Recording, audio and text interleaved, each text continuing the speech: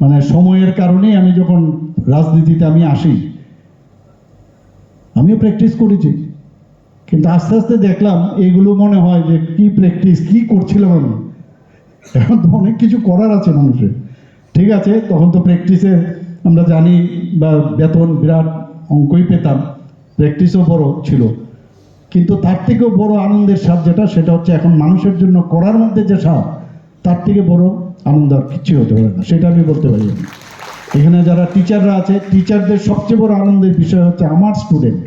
আমি এখানে দেখছিলাম যখন প্রাইজ দিচ্ছিলাম, অনেকে এখানে আমি ফেকাল, আমার চোখটা একটু স্ক্যানারের মতো কাজ করে অনেক সময়, তো দেখছিলাম অনেকে প্রাউড ফিল করে যে আমার স্টুডেন্ট সে এই রেজাল্টটা করেছে। এখানে খেলাধুলাতেও আমি দেখলাম ভালো, আমরাও তখন এইসব বিষয়ে আমিও নিজের মধ্যে যুক্ত ছিলাম এটিএমসির মধ্যে।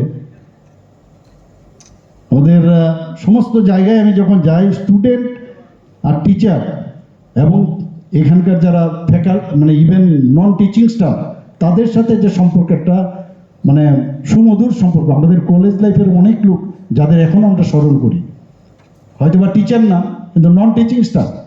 কাজে এই যে একটা মিলন, সেই মিলনের একটা জায়গা, কারণ প্রতি বছর 13টা ব্যাচ বেরিয়ে গেল, সে চলতেই থাকবে আমরা জানি। শো মাস্ট গো অন, চড়াই বেতি চড়াই বেতি চড়াই বেতি, আমরা জানি একজনের পর এইভাবে চলবে। আমাদের অনেক লোককে আমরা হারিয়েছি, আমাদের এখানে ভালো ভালো অপারেশন হবে, ভালো ভালো। আমার তো এখনো, আমি এখন এক কথা বললে আমার গভর্নমেন্টের যে কোনো ডাক্তার চলে আসবে, আমি একটা ফোন করলে যে কোনো ডাক্তারকে, কিন্তু এখন আমি ফোন করি আমাদের ফ্যাকাল্টি যারা আছে ওদেরকে ফোন করি, বলে আরে এরকম হয়েছে কি করা। এই যে একটা বিশ্বাস, সেটা হচ্ছে বড় জিনিস।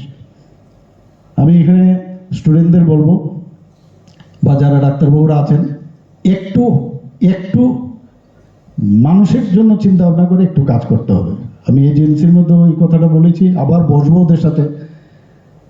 মানে ডোন্ট রান আফটার মানি, যদি করতে পারি তবেই দেখবেন যে মানে এক ত্রিপুরা, শ্রেষ্ঠ ত্রিপুরা আমরা যেটা বলছি, সেটা তবেই সম্ভব হবে। আমি আজকের এই 19তম প্রতিষ্ঠা